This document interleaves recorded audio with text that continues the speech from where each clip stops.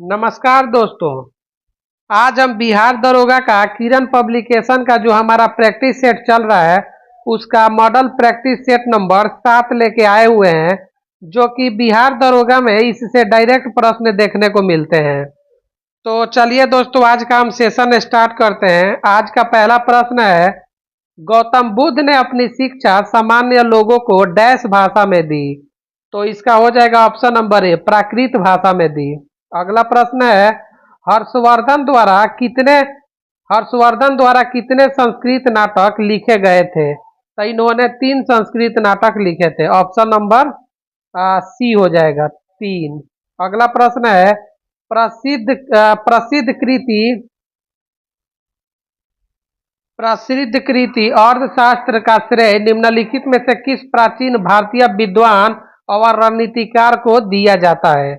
तो ये दिया जाता है चाणक्य को। ऑप्शन नंबर बी, ये चाणक्य को दिया जाता है।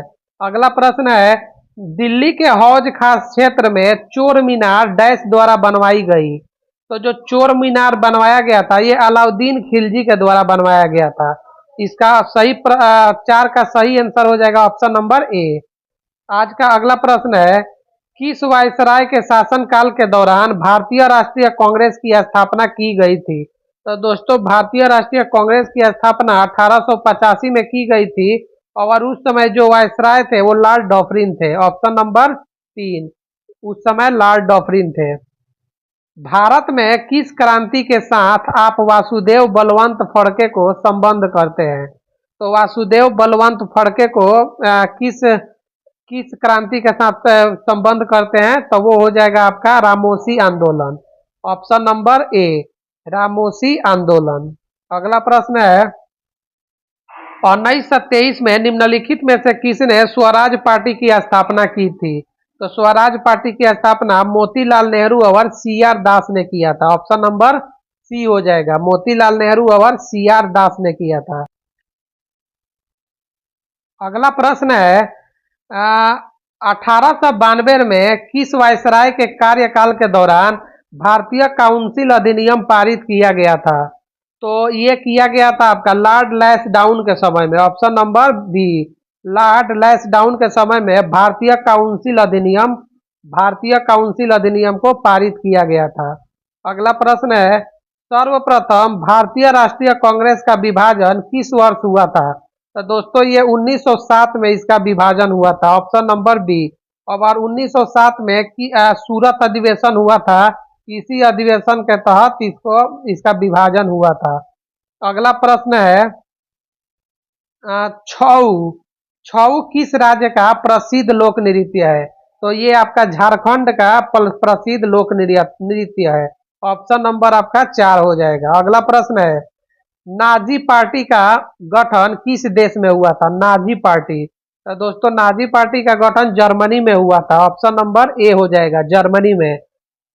प्रश्न नंबर 12 है, किस वर्ष में फ्रांस की क्रांति हुई थी? फ्रांस की क्रांति 1789 में हुआ था। ऑप्शन नंबर इसका हो जाएगा 12 का 3 हो जाएगा, 1789। अगला प्रश्न है, निम्न में से किसका मिलान सही नहीं है? इसमें से किसका मिलान सही नहीं है? इसमें कुछ आर्टिकल दिए हैं और उससे रिलेटेड जो स्टेटमेंट दिया है वो है। तो इसमें आपका सार्वजनिक रोजगार के मामलों में अवसरों की समानता, यही इसका मिलान सही नहीं है। इसका आंसर ऑप्शन 1 हो जाएगा, क्योंकि इसमें नहीं पूछ रहा है। बाकी जीवन एवं निजी स्वतंत्रता का संरक्षण 21 में है, ये भी सही है। धार्मिक मामले प्रबंधित करने की स्वतंत्रता, ये भी सही है। और भेदभाव का निषेध, ये भी सही है, आर्टिकल 15। दोस्तों, ये आर्टिकल 29 है ना, यह शिक्षा से रिलेटेड है, तो ये गलत हो जाएगा। ऑप्शन नंबर ए हो जाएगा इसका सही आंसर। अगला प्रश्न है, भारतीय संविधान के किस संशोधन को दल बदल विरोधी संशोधन माना जाता है? तो दोस्तों, जो 52वां संशोधन है, 52वां संशोधन जो कि 1985 में हुआ था, इसी संशोधन को दल बदल विरोधी संशोधन माना जाता है। ऑप्शन नंबर 1 हो जाएगा। अगला प्रश्न है, भारतीय संविधान के किस संशोधन द्वारा इसकी प्रस्तावना में समाजवादी शब्द जोड़ा गया था? तो दोस्तों, जो 42वां संशोधन हुआ था ना, इसका 1976 में जो 42वां संशोधन हुआ था, इसी के तहत समाजवादी शब्द को जोड़ा गया था। तो इसका सही आंसर हो जाएगा ऑप्शन नंबर 3। अगला प्रश्न है 16 नंबर। कौन सा अनुच्छेद संघ या राज्य की सेवा में व्यक्तियों को सैनिक शासन के दौरान उनके द्वारा की गई किन्हीं कार्यवाहियों के संदर्भ में संरक्षित करने के लिए संसद को प्राधिकृत करता है? तो दोस्तों ये 16 का जो करेक्ट आंसर हो जाएगा वो हो जाएगा आपका आर्टिकल 33 एंड 34, 33 और 34 हो जाएगा ऑप्शन नंबर बी। अगला प्रश्न है भारतीय संविधान की कौन सी अनुसूची पंचायतों की शक्तियां, प्राधिकार और दायित्व निर्दिष्ट करती है? तो जो भारतीय संविधान की जो आपकी 11वीं अनुसूची है, 11वीं अनुसूची, यही इसका हो जाएगा जो कि पंचायत की शक्तियां, प्राधिकार और दायित्व निर्दिष्ट करती है। तो 17 का करेक्ट आंसर हो जाएगा आपका ऑप्शन नंबर बी। अगला प्रश्न है 18 नंबर। निम्नलिखित में से कौन से राज्य समूह में प्रत्येक राज्य की लोकसभा निर्वाचन क्षेत्रों की संख्या 40 से अधिक नहीं है? तो दोस्तों 40 से अधिक है, सॉरी 40 से अधिक है। तो दोस्तों इसमें आपका जो करेक्ट आंसर हो जाएगा वो आपका हो जाएगा उत्तर प्रदेश, महाराष्ट्र और पश्चिम बंगाल, ऑप्शन नंबर बी। क्षेत्रों की संख्या 40 से अधिक है, तो ये हो जाएगा उत्तर प्रदेश, महाराष्ट्र और पश्चिम बंगाल। अगला प्रश्न है 19 नंबर। सूचना का अधिकार अधिनियम को भारतीय संसद द्वारा कब पारित किया गया था?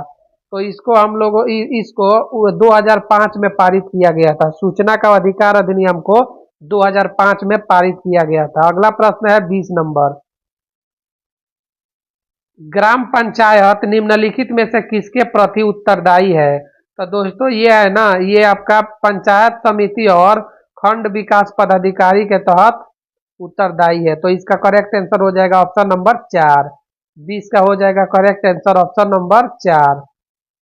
अगला प्रश्न है न्यायाधीश एम पुंछी आयोग का संबंध है? तो एम पुंछी आयोग का जो संबंध केंद्र राज्य संबंध से है, ऑप्शन नंबर बी हो जाएगा केंद्र राज्य संबंध। अगला प्रश्न है 22 नंबर। संघीय व्यवस्था में आवश्यक है? तो संघीय व्यवस्था में लिखित संविधान, कठोर संविधान, संविधान की सर्वोच्चता, ऑप्शन नंबर 4 हो जाएगा। क्या इसके ऑल ऑफ द एबव, सभी ही आवश्यक है। तो जो अगला प्रश्न है 23 नंबर। भारत में मंत्रिपरिषद में शामिल होते हैं, कौन कौन शामिल होते हैं? तो आपका इसमें हो जाएगा कैबिनेट मंत्री और राज्य मंत्री, कैबिनेट मंत्री और राज्य मंत्री, ऑप्शन नंबर 4 हो जाएगा कैबिनेट मंत्री और राज्य मंत्री। अगला प्रश्न है 24 नंबर।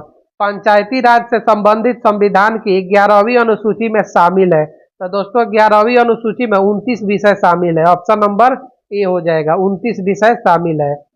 अगला प्रश्न है 25 नंबर। पृथ्वी के डैश के कारण दिन और रात होते हैं? तो दोस्तों पृथ्वी का जो घूर्णन है उसी के कारण दिन और रात होते हैं, ऑप्शन नंबर बी हो जाएगा 25 का ऑप्शन नंबर बी।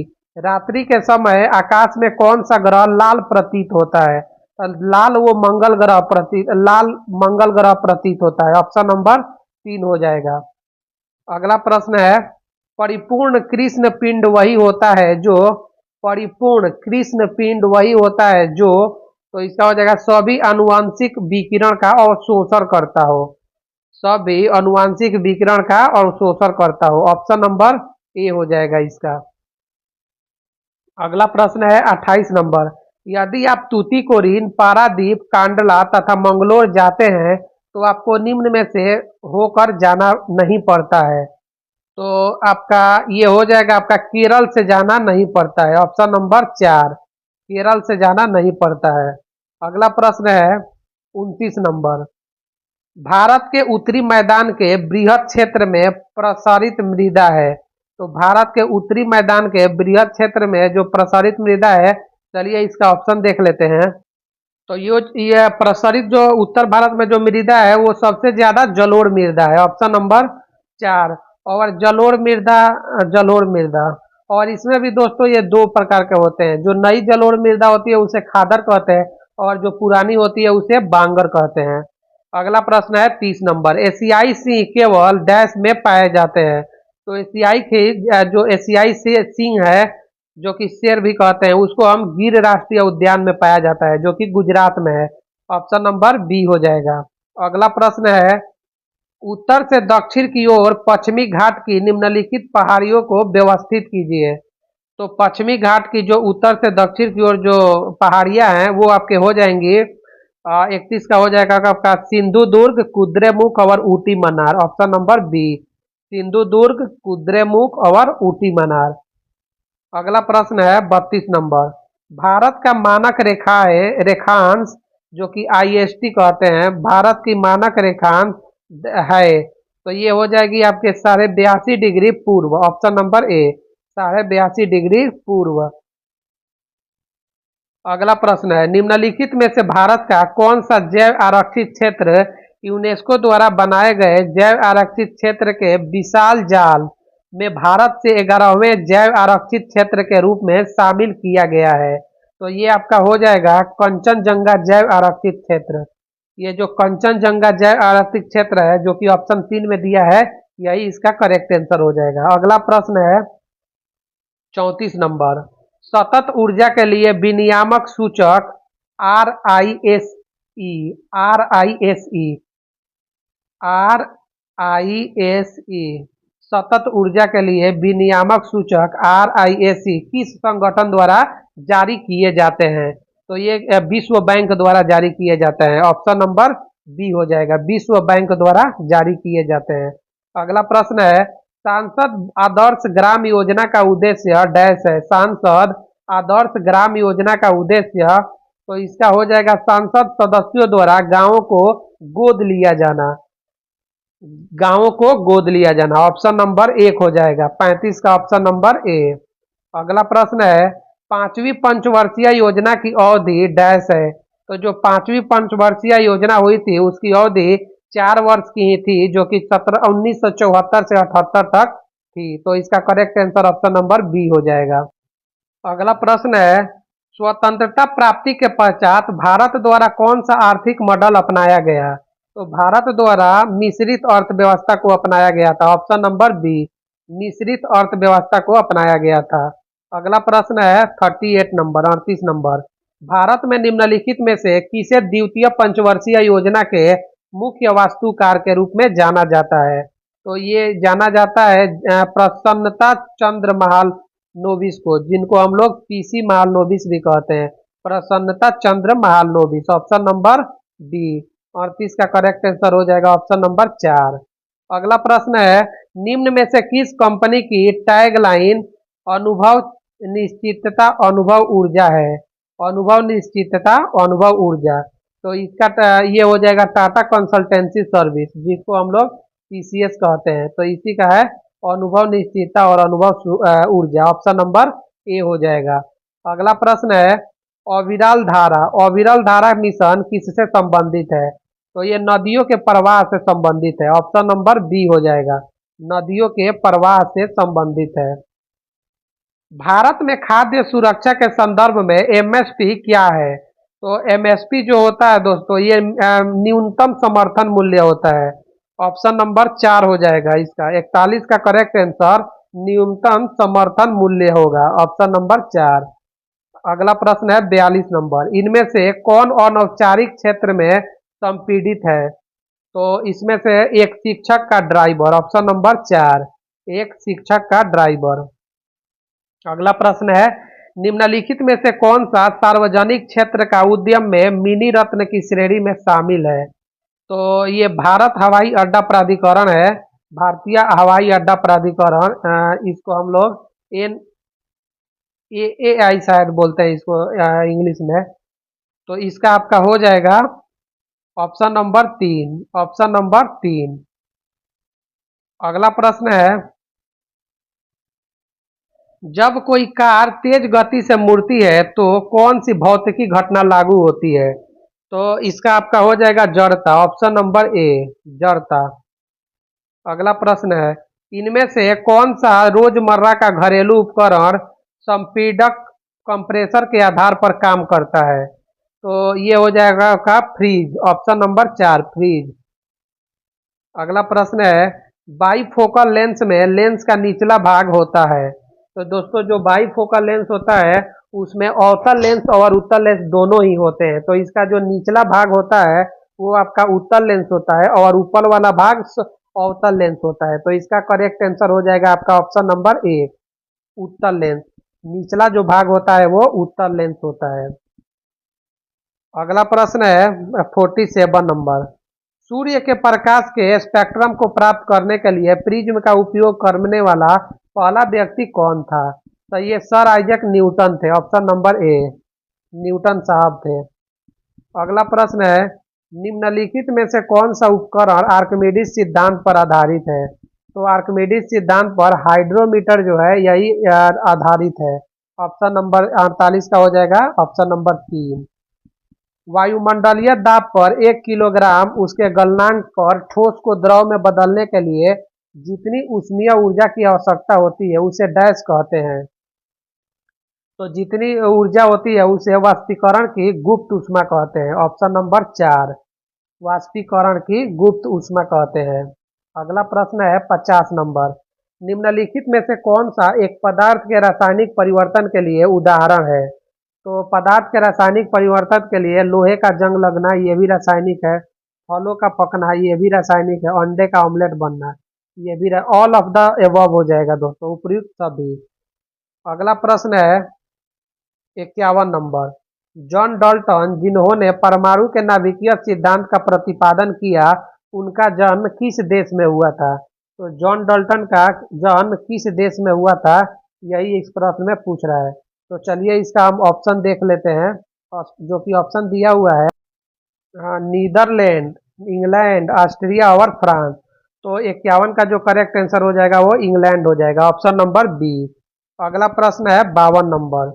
3 नियम बॉयल्स लॉ, चार्ल्स लॉ और गैलुसेक लॉ का नियम अध्ययन भौतिकी में किसके अध्ययन के लिए किया जाता है? तो दोस्तों इसको हम लोग गैसों के अध्ययन के लिए करते हैं, ऑप्शन नंबर 3 हो जाएगा, गैसों के अध्ययन के लिए।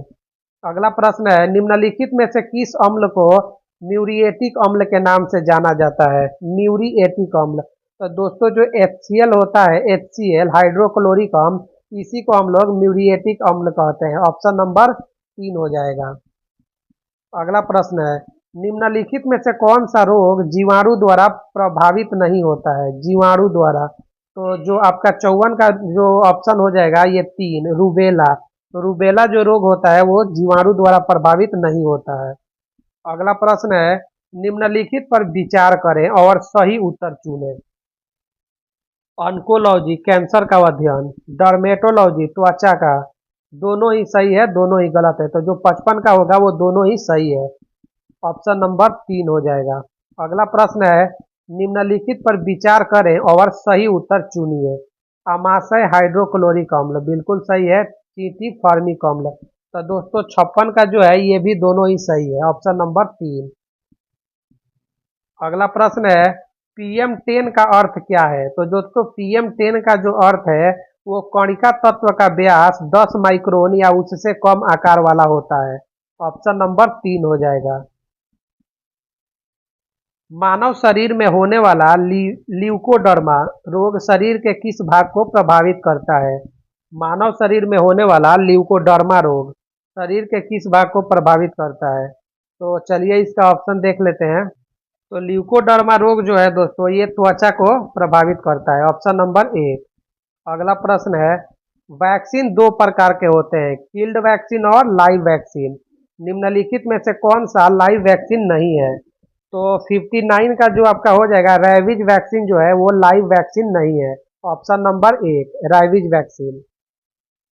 अगला प्रश्न है मानव शरीर में निम्नलिखित में से किस हार्मोन की कमी बौनापन का कारण बनता है? तो इस ये जो आपका हो जाएगा ये आपका इसका करेक्ट आंसर हो जाएगा थायरॉक्सिन हार्मोन। थायरॉक्सिन हार्मोन की कमी की वजह से बौनापन का रोग होता है। इसमें दोस्तों इंसान का जो कद है ना वो ज्यादा बड़ा नहीं हो पाता है। अगला प्रश्न दोस्तों मैथ्स है। एक दुकानदार किसी वस्तु को 615 में खरीदता है और उसे 820 में बेच देता है, 820 में बेच देता है, उसका प्रतिशत मुनाफा कितना है? तो बहुत ही आसान प्रश्न है, इसमें से माइनस करके और ये जो आपका कॉस्ट प्राइस है उसको डिवाइड करके और इसका परसेंटेज में निकाल लेंगे।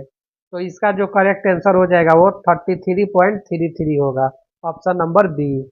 अगला प्रश्न है, 12 लड़कों तथा कुछ लड़कियों के एक छात्रावास में प्रति माह चावल की खपत 12 किलोग्राम है। प्रति लड़का चावल की औसत खपत 16 किलोग्राम तथा प्रति लड़की 8 किलोग्राम है। छात्रावास में लड़कियों की संख्या ज्ञात करें। तो दोस्तों ये जो 62 का मैं आप लोग इसको सॉल्व कर लीजिएगा। इसका मैं आंसर बता देता हूँ, इसका 12 आंसर आएगा, ऑप्शन नंबर 4। अगला प्रश्न है, एक संख्या का 30% क्या होगा यदि उसके 90% का मान 54 के बराबर है। तो दोस्तों 90% का मान अगर 54 है तो आपका 100% का मान हम निकाल लेंगे। जैसे 90 का 54 है तो आपका 100% हो जाएगा और 90 तो जीरो से जीरो कट जाएगा, अच्छे तो आपका ये 60 हो जाएगा और 60 का 30% निकालेंगे तो 18 हो जाएगा। तो इसका आप करेक्ट जो आंसर हो जाएगा वो हो जाएगा 18, शायद 63 का ऑप्शन नंबर 4 हो जाएगा।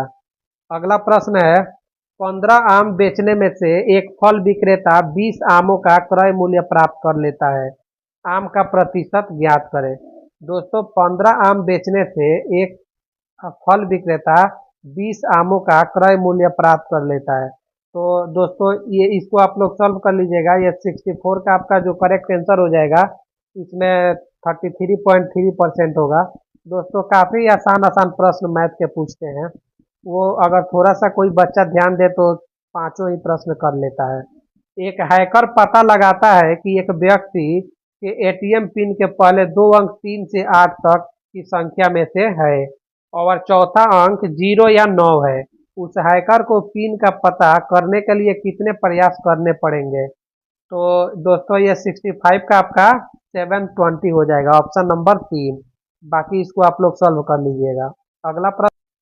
अगला प्रश्न जो है हमारा टंकी से है। तो एक टंकी को पाइप ए 5 घंटे में, पाइप बी 10 घंटे में और पाइप सी 30 घंटे में भर सकता है। यदि तीनों पाइप को एक साथ खोला जाता है तो वह टंकी कितने समय में भरी जा सकती है। तो दोस्तों इन तीनों का एलसीएम निकाल के और एक घंटे का कार्य निकाल के हम डिवाइड कर देंगे तीनों को जोड़ के। तो इसका जो करेक्ट आंसर हो जाएगा 66 का, वो 3 आएगा, ऑप्शन नंबर 3। दूरदर्शी शब्द का अर्थ है। तो दूरदर्शी शब्द का जो अर्थ है जिसमें दूर की बात सोच लेने की सूझ हो, ऑप्शन नंबर 3। दूर की बात सोच लेने की सूझ हो उसे ही हम दूरदर्शी कहते हैं। अगला प्रश्न है 68 नंबर, जिसे क्षमा ना किया जा सके वाक्यांश के लिए एक शब्द होगा, अक्षम्य हो जाएगा इसका। 68 का अक्षम्य 4 नंबर। अगला प्रश्न इंग्लिश से है। तो दोस्तों इसमें क्या है, select the correct active form of the given sentence. इसका एक्टिव फॉर्म हमें सिलेक्ट करना है। तो स्टेटमेंट दे रखा है, the fire at the Notre Dame was brought under control by the fire fighter.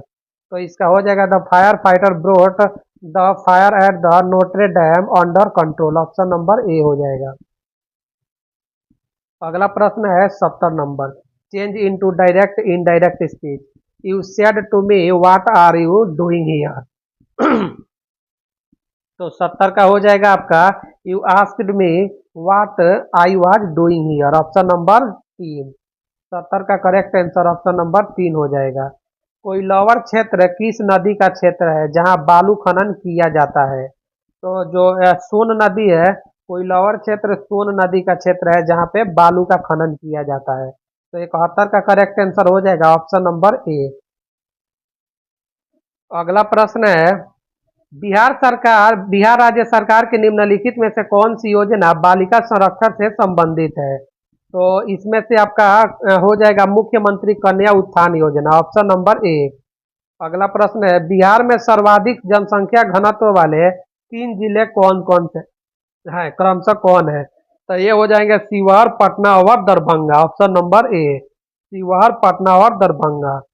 हाल ही में बिहार सरकार ने किस नदी पर भारत के सबसे ऊंचे रबर डैम का निर्माण किया है। तो बिहार सरकार ने फल्गु नदी पर सबसे ऊंचे रबर डैम का निर्माण किया है, ऑप्शन नंबर 3 हो जाएगा 74 का। निम्न में से भारत का कौन सा शहर इलेक्ट्रॉनिक शहर के रूप में जाना जाता है। तो दोस्तों ये आप लोग को पता ही होगा, बेंगलोर को हम लोग इलेक्ट्रॉनिक शहर कहते हैं।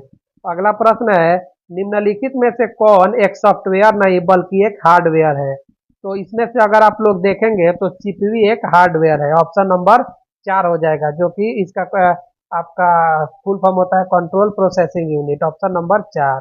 सीपीयू का कार्य निष्पादन प्रायः मापा जाता है। तो सीपीयू का कार्य को हम लोग एमआईपीएस में मापते हैं, एमआईपीएस। ऑप्शन नंबर 3 हो जाएगा 77 का। अगला प्रश्न है, Tata institute of fundamental research की स्थापना किस शहर में हुई थी? तो 78 का है, ये मुंबई में हुआ था। ऑप्शन नंबर 1 हो जाएगा, मुंबई।